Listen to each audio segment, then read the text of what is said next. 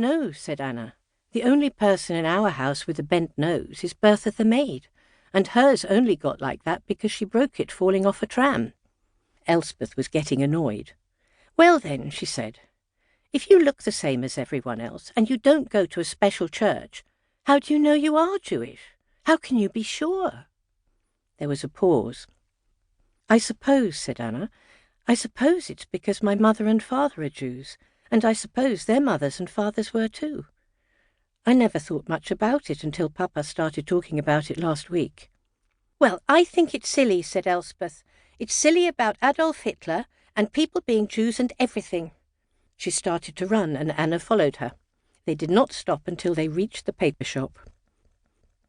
There was someone talking to the man at the counter, and Anna's heart sank as she recognized Fraulein Lambeck, who lived nearby. Fraulein Lambeck was making a face like a sheep and saying, "Terrible times, terrible times."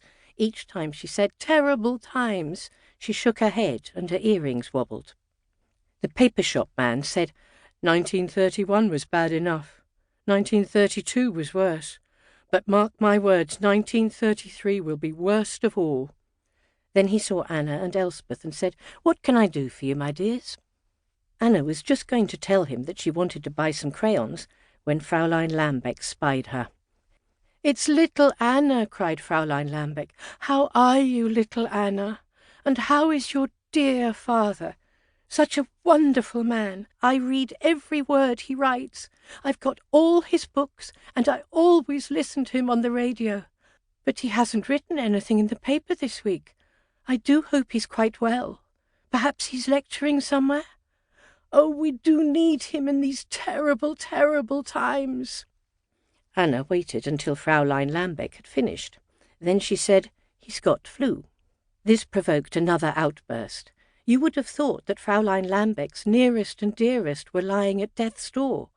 She shook her head until the earrings rattled. She suggested remedies. She recommended doctors.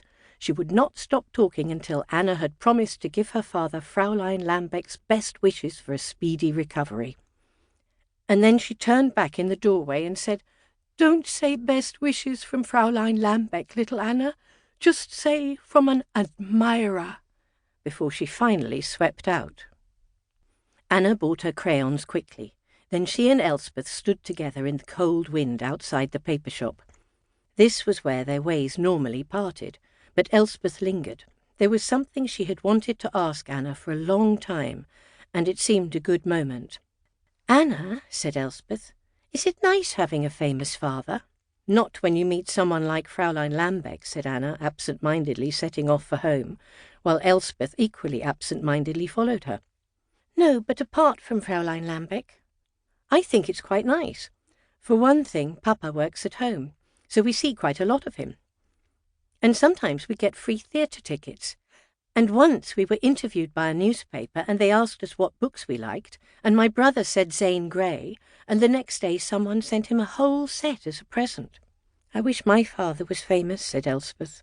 "But I don't think he ever will be, because he works in the post office, and that's not the sort of thing people get famous for." "If your father doesn't become famous, perhaps you will. One snag about having a famous father is that you almost never become famous yourself." "Why not?" "I don't know, but you hardly ever hear of two famous people in the same family. It makes me rather sad sometimes." Anna sighed. By this time they were standing outside Anna's white-painted gate. Elspeth was feverishly trying to think of something she might become famous for when Heimpie, who had seen them from the window, opened the front door. "Goodness!" cried Elspeth. "I'll be late for lunch." And she rushed off up the street. "You and that Elspeth," grumbled Heimpie as Anna went inside. "You talk the monkeys off the trees." Heimpie's real name was Fraulein Heimpel, and she had looked after Anna and her brother Max since they were babies. Now that they were older, she did the housekeeping while they were at school, but she liked to fuss over them when they came back. "Let's have all this off you," she said, unwinding the muffler. "You look like a parcel with the string undone." As Heimpie peeled the clothes off her, Anna could hear the piano being played in the drawing-room. So Mama was home.